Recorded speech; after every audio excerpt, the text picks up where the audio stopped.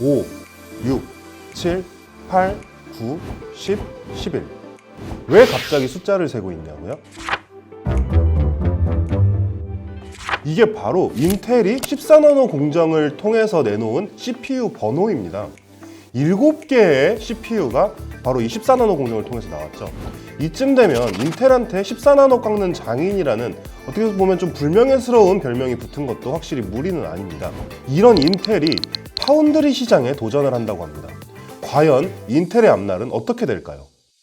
물론 인텔이 서버용, 클라이언트용 혹은 모바일용 CPU에는 8세대부터 10나노 공정을 활용하고 있고 PC용 CPU도 이번 12세대는 10나노 공정을 활용하긴 했지만 인텔은 아무래도 이 초미세 공정 단위에서는 TSMC나 삼성전자에 한 수 접어준다라는 평가를 받는 것이 사실입니다. 실제로 2020년 7월에 인텔은 이렇게 기술력이 딸리다 보니까 우리는 아예 반도체 제조를 포기하겠다 이런 선언을 하기도 했었죠.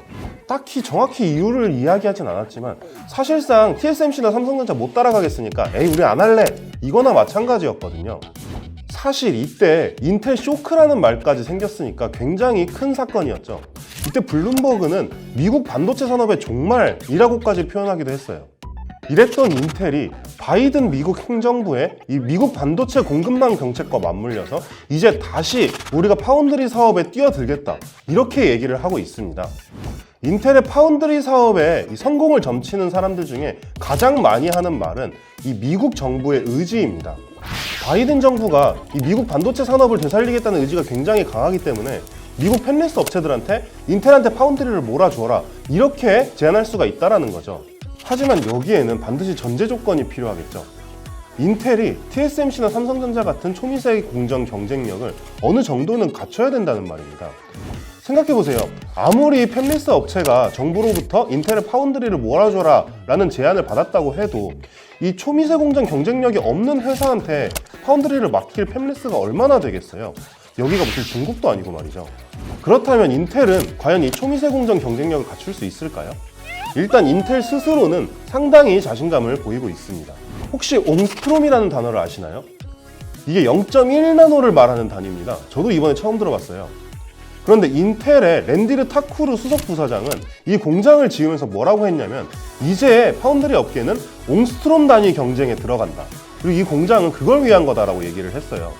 반도체 미세 공정 경쟁의 단위가 5나노, 4나노, 3나노 이렇게 1나노씩 내려가는 게 아니라 0.1나노씩 내려가는 정말 초미세 공정 경쟁을 하겠다. 이런 의지로 읽을 수 있겠죠. 실제로 인텔은 이번에 짓는 오하이오 신공장에서 1.8나노 그러니까 18옹스트롬 단위 양산을 계획하고 있습니다. 인텔은 이를 위해서 네덜란드의 ASML과 그 EUV 장비를 미리 선점하는 계약을 맺는 그런 쾌거를 달성하기도 했죠. 이 ASML의 EUV 장비라는 게 이 초미세 공정을 하려면 굉장히 반드시 필요한 것이라서 이 TSMC나 삼성전자도 다 이 장비를 확보 못해서 지금 막 ASML한테 거의 구걸하고 있는 실정이거든요. 2년 전까지만 해도 아무도 예상하지 못했던 인텔의 파운드리 참전. 지금 반도체 업계에서는 TSMC와 삼성전자 그리고 인텔이 이 파운드리 삼국지를 펼칠 것으로 거의 확신하고 있는 상태입니다. 인텔은 과연 TSMC와 삼성전자가 꽉 쥐고 있는 이 파운드리 시장을 뒤흔들 제3의 세력이 될 수 있을까요?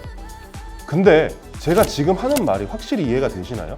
뭐 팹리스니 파운드리니 이 시스템 반도체 시장이 굉장히 복잡하단 말이죠. 그래서 한번 준비해봤습니다.